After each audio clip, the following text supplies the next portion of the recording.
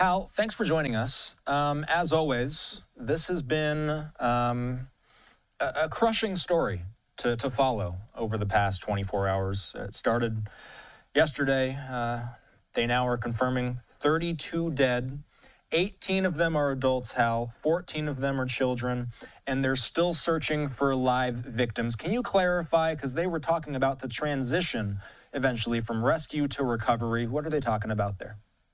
Well, what they're talking about, Austin, is right now there's an active search for any survivors, and so, as Governor Abbott said, time is of the essence. I think that was his term. That he was trying to get out there with as much speed as possible to find anyone surviving. You could have people who are on rooftops, although I think they've checked the rooftops pretty carefully. People who could have climbed up in trees. Those people can be tough to see. And by the way, if they're up in a tree, they've got to hang on. And, time is time. And people will get tired. They'll lose their grip. And if they fall into the water, the chances of survival are not that great. So they want to get out there and they want to search this area. So this is the rescue phase. Now, at some point, once they have decided that the likelihood of any living any survivors is pretty much nil, if you will. They will switch to the recovery phase. I don't think they're at that point anytime soon. I thought that question about switching to recovery was a little presumptive. Right now, they're very much in the rescue phase and looking for anyone out there. And there could very well be survivors that have found high ground places out of the water that they still have to discover. And they did describe that grid search methodology they use, where they go through and they look at this stuff in a very systematic manner, clearing anything, basically going through and looking at all the terrain, clearing the terrain as they go through. They will be marking it on the ground so that people know what terrain has been actually looked at, and trying to find anyone out there. And of course, with everyone missing, but especially with these little girls that were in that campsite, I think everybody there is very much putting out 110% to try and find any survivors that could be out there. You're no stranger to disasters like this, Hal. They alluded to it during the press conference, but can you describe how something like this happens, how quickly the water moves in, and why we're talking about so many casualties as a result? Yeah, I can, and I'll explain this. I used to, under the U.S. Northern Command, I was an emergency preparedness liaison officer. I worked with the FEMA regions on this. After retiring, I moved into training FEMA regions, training defense coordinating elements to work with the FEMA regions. And I've trained everything from local community centers all the way up to foreign governments in emergency management, emergency preparedness stuff. So that's kind of where my background is on this. And what I can tell you is that when you look at the weather situation, when you look at the rain coming in, you saw where they were talking about 4 to 6 inches of rain coming in. Well, that just tells you one part of it is how much rain's coming in. Then you have to look at the topography. You have to look at the terrain. And there's a lot of variables there. Obviously, the terrain in terms of, is it mountainous, hilly? This is up in that North Texas hill country, an area I know pretty well. It's very channelized or canalized, depending on how you want to describe it, where the water will collect very quickly and then move into these channels. You have to look at the soil. Is it going to be where the water hits and then runs off very quickly? Will it soak in? You look at vegetation, what state it's in. You look at a variety of factors that will deal with how fast that water will accumulate in these low areas. In this case, from what they're reporting, it went from having literally seeing very little or no change in the water level of the river, or the rivers, I should say, to jumping up over 26 feet within a period of 45 minutes to an hour. That is a phenomenal water raise. And you can imagine with that, that people who are camping, and this is the middle of the night, we're talking between 3 and 5 o'clock, the people who are camping there, all of a sudden they're surrounded with rushing water. This isn't a seep flood where it just slowly raises up.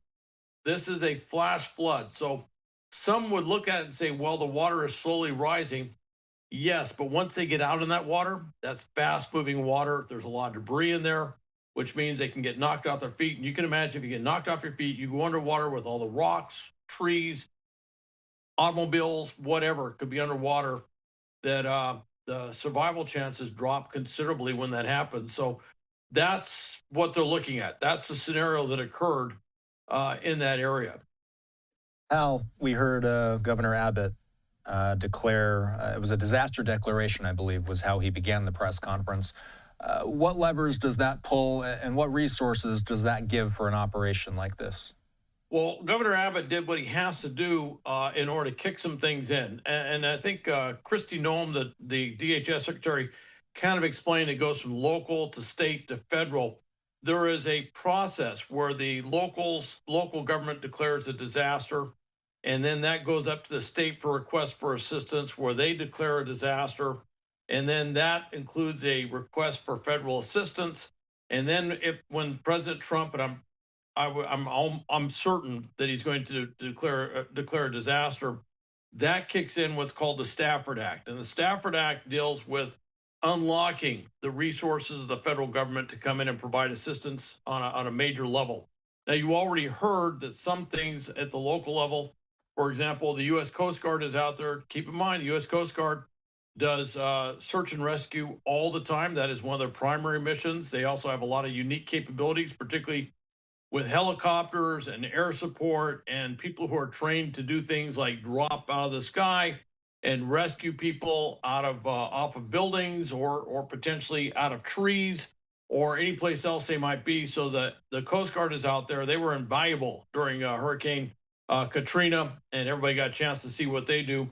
And then Customs and Border Protection. One of the things I should mention that might have been missed is that the Border Patrol, CBP, when they're on the border, they look for missing people all the time. People cross the border out into the desert. They can get hurt, they can get lost, all sorts of stuff. So the Border Patrol, by necessity, by virtue of its mission, does a lot of search and rescue, just simply looking for people, illegal migrants who have gotten lost or maybe hurt or dying out in the desert or somewhere else. So they do this. They also do water rescue. Keep in mind that a lot of the border, particularly in Texas, is the Rio Grande River. So there are search and rescue things they have to get involved with very quickly when people trying to cross the river will get swept away. And so they're very adept at this. So these are a couple of resources that the Department of Homeland Security has that they kind of rushed in there very quickly. But once you see the Stafford Act put in there, you can see a lot of resources. And then you can see the sort of stuff that I used to work with, which is bringing in potential military resources, federal military resources that could be used to provide assistance as well. Al, where does something like this go from here? We have been endlessly watching the video scrolling on our screen of the water, and this is scary stuff. I mean, this, you can see the trees there, how far up on the branches they are. That's compared to this live vantage point right now. I will say, just from this one specific vantage point, it looks like the water is receding. How important is that with them as they begin the rescue and recovery efforts? Well, for search and rescue, something like this helps immensely because what you can imagine, that water you just can't see through it. It is murky. It is filled with all sorts of stuff. Things just under the water, and so it's very difficult. If someone, if well, they wouldn't be alive, but if there was uh, someone trapped under the water, when they're looking for their remains, if you will, it'd be very difficult to do so. But what it does do is it provides an ability to move more freely through the area. Hopefully, they can get on vehicles with high clearance, depending on how bad the mud is or whatever, and cover more area more quickly to see if there's anybody in those trees. Also, if somebody has been in those trees as the water lowers down, as you don't see that fast moving water, there might be an opportunity for those who have survived in higher levels, like the trees or something, to potentially get down and then move through that calmer water to safety where they can be potentially rescued and link up with rescue forces or anybody else that would happen to be out there.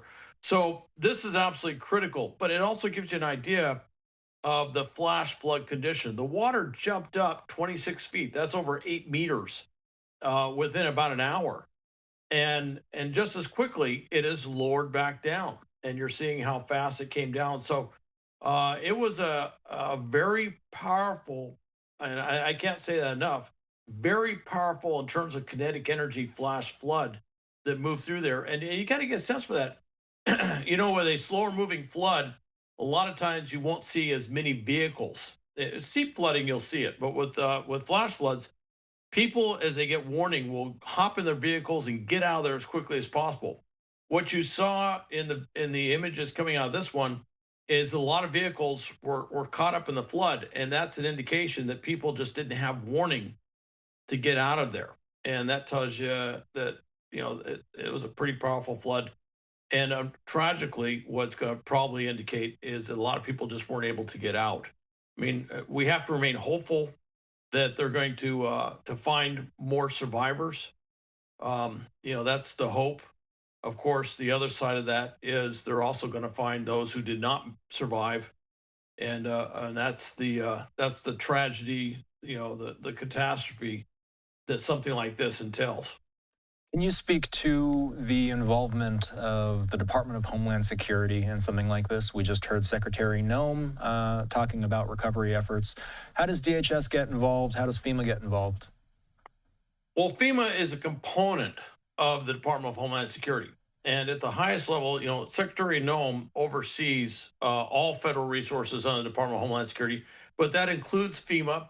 That also, FEMA is also the executive agency, as is DHS, for anything under the Stafford Act. That's what they are the lead on. That's where you're going to see all the federal money, all the federal resources kind of falling under that presidential declaration with the Stafford Act. So she has an absolutely critical role in that. Now, and within FEMA, there's the administrator who's in charge of all of FEMA. But within Texas, that is what's called FEMA Region 6. And the nation is broken up into 10 FEMA regions. I used to work very closely with FEMA. Well, I was actually assigned for FEMA Region 9, which is pretty close to Texas, not that far away, dealing with the southwestern states and going across Pacific all the way out to Guam. So that's a huge region, but I have worked with FEMA regions all around the country, and FEMA Region 6 is I think that's its Regional Response Coordination Center is out of Denton, Texas, and I was kind of listening. They mentioned the State Emergency Operations Center had been set up. I would imagine at this point that the Regional Response Coordination Center is fully up and going at FEMA Region 6 as well, and that will be used to coordinate all those federal resources.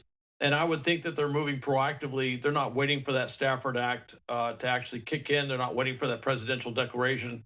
They are putting everything in place. So once that happens, they can move things as fast as possible. And I would also imagine that there are what could be called warning orders that are going out to a number of potentially military units, but also to a number of other federal resources that are being put on standby, ready to deploy to help with that effort out there. So that's part of the process that FEMA does, bring in other resources from other states as well. Al, is there any questions about the recovery effort moving forward? Are there anything that you're going to be watching for in the coming days? Obviously, the weather in the coming days is going to be a huge factor moving forward, correct? Weather's going to be a huge factor coming forward. Obviously, I'll be watching all the resources being channeled from the state, also from the federal government going in there. I'll be watching to see if federal military resources that could be brought to bear are in there. There are a number of federal military installations, larger units, very large units, particularly air units that are in Texas that could be potentially leveraged to support this if they need them. The other thing is you have a limited amount of space out there.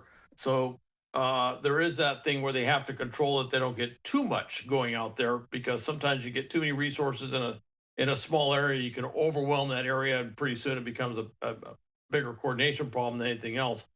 But I'm also going to be watching something which I think might be a little not completely unique, but more unique.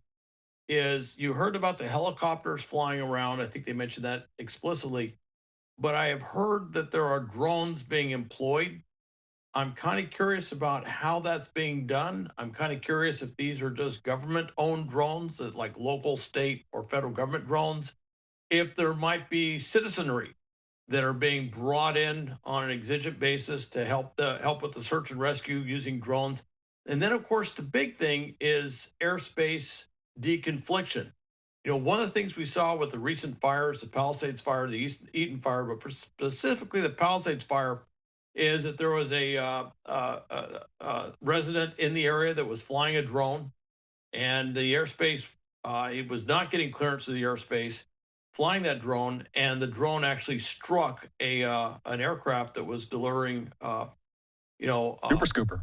a super scooper. Yeah, it was delivering water to drop on the fires, and took the super scooper out of commission. Didn't crash it, but it did create damage where it wasn't able to be used. That's one of the things we'll be watching very closely in this environment, is if there are drones being used, how are they going to control those drones? How are they going to control that airspace? You can imagine with helicopters but I'm sure fixed wing will be out there as well, is to make sure you don't have any air-to-air mishaps that could occur.